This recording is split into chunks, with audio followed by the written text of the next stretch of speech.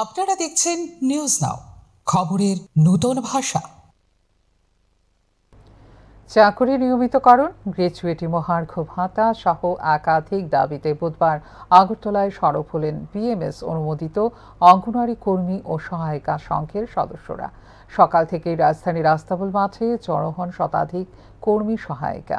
পরে সেখান থেকে স্লোগানে মুখর বিশাল র্যালি শহরের বিভিন্ন পথ পরিক্রমা করে এসে জমায়েত হয় সার্কিট হাউস চত্বরে। সার্কিট হাউস এলাকায় বিক্ষোভ প্রদর্শন করে দীর্ঘদিনের বঞ্চনার অভিযোগ তোলেন সংগঠনের নেতৃত্ব।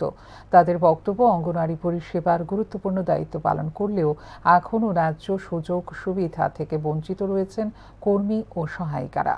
পরে সংগঠনের এক প্রতিনিধি দল মহাকরণে গিয়ে সমাজ কল্যাণ ও সমাজ শিক্ষা দপ্তরের সচিবের হাতে তুলে দেন স্মারকলিপি ও ডেপুটেশন।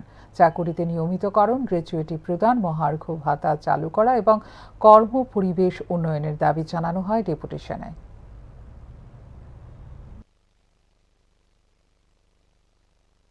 আমরা সেক্রেটারিতে ডেপুটেশন দেওয়ার জন্য আসছি। আমরা 2022-এ একবার গ্র্যাচুইটি রায় পেয়েছিলাম সুপ্রিম কোর্ট থেকে। এবার আমরা হাইকোর্টে এবং সুপ্রিম কোর্টের রায় আবার পুনরায় পেয়েছি যে আমাদেরকে গ্র্যাচুইটি প্রদান করতে হবে এবং আমাদেরকে নিয়মিত করতে হবে। আজকে আমরা সেক্রেটারিতে আমরা একটা ডেপুটেশন রাখবো। পাশাপাশি আমাদের মাননীয় মুখ্যমন্ত্রীর কাছে আমরা একটা লেটার দিতে চাই যে উনি যাতে আমাদের সাথে একটা সাক্ষাৎ করেন, মানে ওনার মূল্যবান সময় থেকে যাতে আমাদের একটু সময় দান করেন।